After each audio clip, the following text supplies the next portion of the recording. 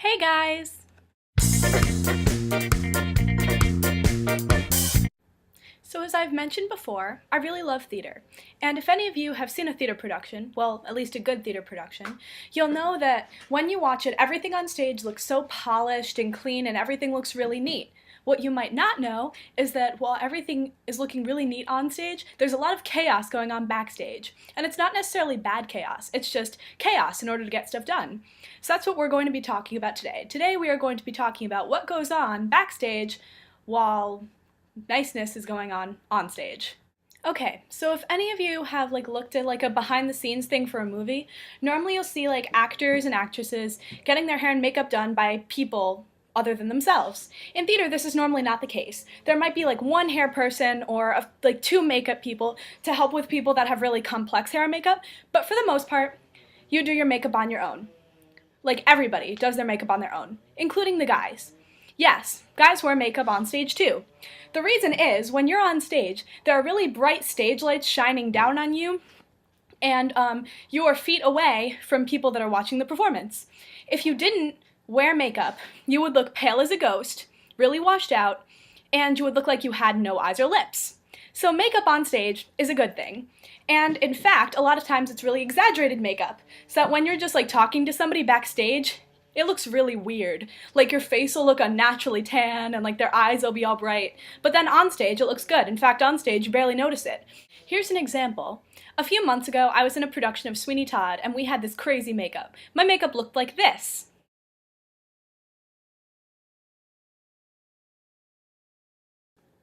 As you can see, it's really, really dark, and I have a lot of makeup on.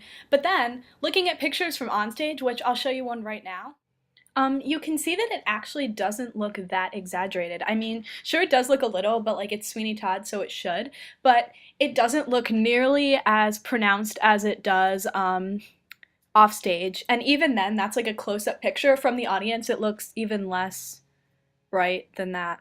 So yeah. So before I mentioned that there was normally a lot of chaos going on backstage, now we're going to get into that. Now, in order for something to look really, really smooth on stage, you have to be right on top of everything backstage. Quick changes have to be done right when they have to be done. Stuff has to move on and off stage. And it's interesting watching all this happen. Stage crew might have these gigantic pieces of set that they have to wheel on stage, and they have to do it in a really timely fashion. And you'll see all the crew people, at least the lighting and the sound people, with headsets on, and they're all talking to each other, and it's really interesting. And then yeah, there's a lot of quick changes going on and people running on and off stage, and as soon as somebody will get off stage, they'll sprint to go change their hair or change their costume, and it's really interesting. Quick changes can be brutal. Once I had one that was a 30-second quick change, and it was just so fast, and I was always so panicked that I wouldn't get it on time. I always did, but I was just, it was so nerve-wracking. I was in a production of Legally Blonde, and I played the character Chutney. I don't know, if you guys have seen the movie. She's the one with the really bad perm that, killed the father, that, framed Brooke. Yeah, I had to be her, and I was, on stage dancing to a number, and then I had to go off and mess up my hair, and yeah, I didn't have a wig, my hair is pretty curly, so we just foofed it up. I had to change my costume and then get back on stage really quickly, and I was always so panicked, and I'd be running and scrambling and putting on my shoes and doing 5 things at once, and I'd people helping me, and it was interesting. Oh, and then while we're on the subject of costumes and quick changes, you're probably wondering, well, maybe you're not, but I'm going to tell you anyway, about what changing situations are like in a production. Now, if you're in a production that is really, really low budget and the people have no money, normally there will only be one changing room for both guys and girls. Yeah, and then even when there are 2 separate changing rooms, a lot of time if people have quick changes, which ensemble members normally do in shows, people don't make it to the dressing room. They just run and they start changing in the green room, and everybody's just kind of wearing their underwear, changing, and it's you definitely become a lot more comfortable with your body when you're in a production. And sometimes it can lead to a few awkward moments. Here's an example. Well, I think the show's going rather well. Ugh, I'm really tired. I don't have to be on for a while. I'll just go hang out in the green room. Oh god, every guy in the show is changing. What should I do? They're gonna notice me. Oh god, just leave slowly, Emma. So it's definitely awkward when that happens, and I must say, it has happened to me on several occasions. Or, of course, there's the instance where everybody's changing and your friend is trying to tell you a story while they have no clothes on and you're trying to debate whether to look at them or not. That's always awkward too. And it does happen.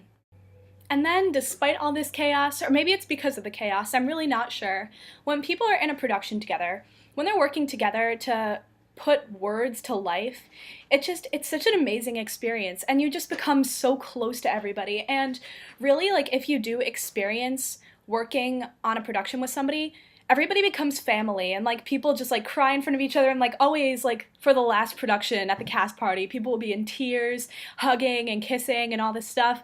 And it's so nice. And like some of my best friends are the ones that I've met through theater. And it's like, you know, when you're working in community theater, a lot of times in between shows, there'll be like break periods for a few months where you're not working on anything. And like when you go back to it and you see everybody again, it's as if you never left. It's as if like it's just been one continuous production, because we just like, everybody just catches up really quickly, and then it's as if we're just, you know, we're a family. And it's such a great experience, and I'm so happy that I can experience that. So I hope you all liked this video. If you thought it was good, if you want me to do another behind the scenes theater thing, make sure to like it or let me know in the comments.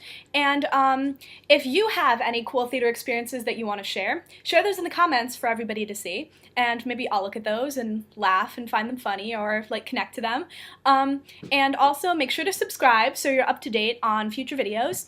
And I will see you guys next time. Until then, see ya!